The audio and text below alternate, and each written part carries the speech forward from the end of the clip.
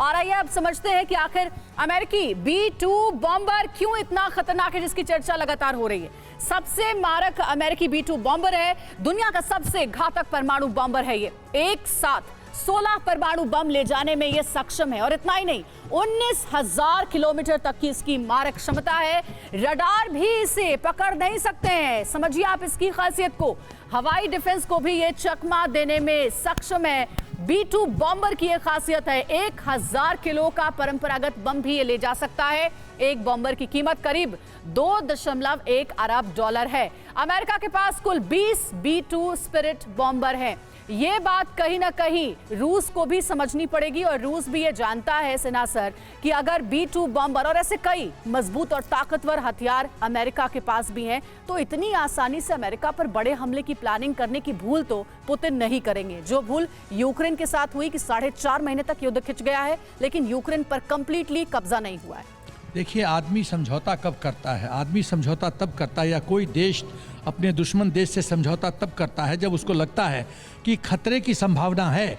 यदि nuclear option की संभावना है, तो यदि अमेरिका सोचता है कि रूस न्यूक्लियर ऑप्शन ले सकता है, तो स्वाभाविक है कि अपनी तैयारी करेगा अपने, और उसके लिए डिफेंसिव बोर्ड में आना, ऑफेंसिव बोर्ड में आना, आम जनता को कंडीशनिंग करना। लेकिन ये जो आप वीडियो दिखा रही है जिसमें एक लेडी बोल रही है पहला कदम, दूसरा कदम, ये न्यूक्लियर ऑप्शन में ये सब चलता नहीं है।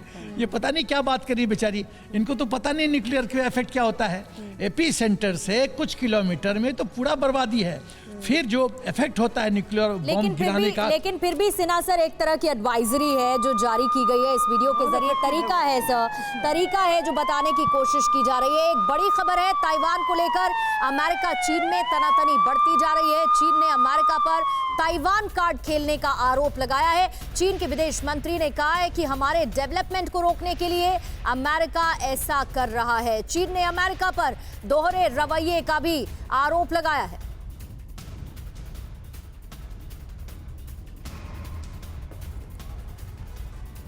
अब जिस तरीके के ये बड़े फैसले लिए जा रहे हैं, चीन के स्ट्रैटेजिक मूव पर तो हम चर्चा करेंगे, लेकिन उससे पहले ये जानना बहुत जरूरी है कि आखिर चीन ने ताइवान को लेकर अब किस तरीके के कदम उठाने शुरू कर दिए हैं। हालांकि अभी तक हम ये देख चुके हैं कि जिस तरीके से अमेरिका ताइवान को लेकर समर्थन की बात करता आ रहा है, ये चीन को हमेशा नागवार गुजरता है, और इसीलिए वक्त वक्त पर चीन की तरफ से कड़े संदेश देने की भी ये कोशिश की जाती है कि ये हमारा आंतरिक मामला है, ऐसे में किसी का भी कोई दखल बर्दाश्त नहीं किया जाएगा। इसलिए चीन के जो स्ट्रैटेजिक मूव आते हैं उस पर नजर डालना बहुत जरूरी है, क्योंकि ताइवान पर अब अमेरिका वर्सेस चाइना, जिसका मैं ये जिक्र कर रही हूं, उसके तहत ये खबर बहुत मायने रखती है। यहां अमेरिकी शह पर सेल्फ रूल्ड ताइवान की बात खतरनाक साबित हो सकती है। ये कड़ी चेतावनी और कड़ा संदेश ताइवान स्ट्रेट में तनाव के लिए ताइपे अथॉरिटी को जिम्मेदार ठहराया जा रहा है। साथ ही 1992 में तय वन चाइना प्रिंसिपल को नजरअंदाज करने से तनाव की स्थिति किस तरीके से बढ़ती जा रही है और बढ़ सकती है, इसको लेकर संदेश। साथ ही अमेरिका बार बार देशों की संप्रभुता की दुहाई देता रहता है, ये बड़ा बयान दिया जा रहा है, लेकिन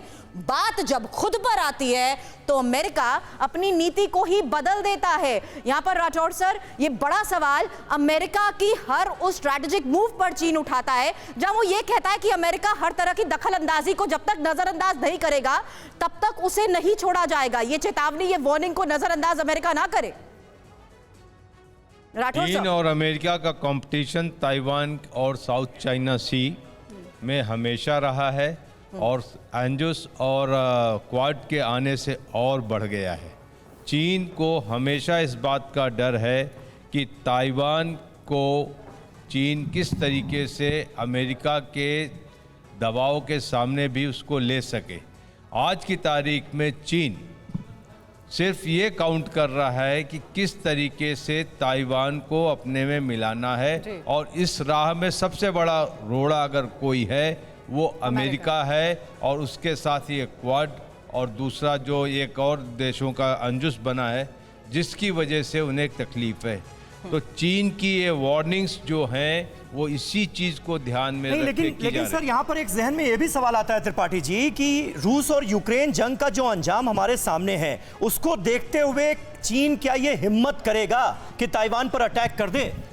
मेरे ख्याल से तो चीन अभी इसकी हिम्मत नहीं करेगा फिलहाल निकट भविष्य में, क्योंकि वो जानता है कि ये युद्ध लंबा खिंच जाएगा, क्योंकि वहाँ अमेरिका के भी, जापान के भी, ऑस्ट्रेलिया के भी, क्वाड के हित वहाँ पर मिले हुए हैं और वो मुश्किल में पड़ जाएगा चीन। लेकिन अभी अमेरिका जो है वो यूक्रेन के साथ इंगेज नजर आ रहा है, तो क्या ये एक मौके के तौर पर देख रहा है क्या चाइना? देखिए, हो सकता है, क्योंकि आपको याद होगा 1962 में जब अमेरिका रूस के साथ इंगेज था क्यूबा को लेकर, तभी चीन ने आक्रमण किया था भारत पर। लेकिन मुझे नहीं लगता कि चीन उस गलती को दोबारा दोहराएगा, खासतौर से तब जब अब ठीक है सर, तो अभी आपको नहीं लगता है कि चीन ऐसा कुछ भी करने की कोशिश करेगा?